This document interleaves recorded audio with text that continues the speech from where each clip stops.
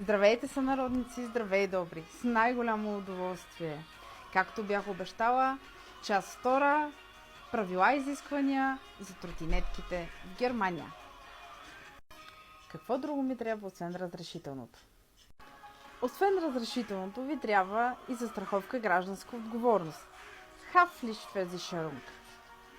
Ще получите стикер от вашата застрахователна компания, който трябва да прикрепите към задната част на скутера или така наречената тротинетка.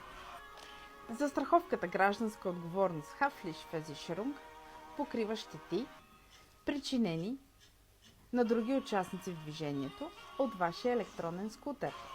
Какво също трябва да вземете в предвид?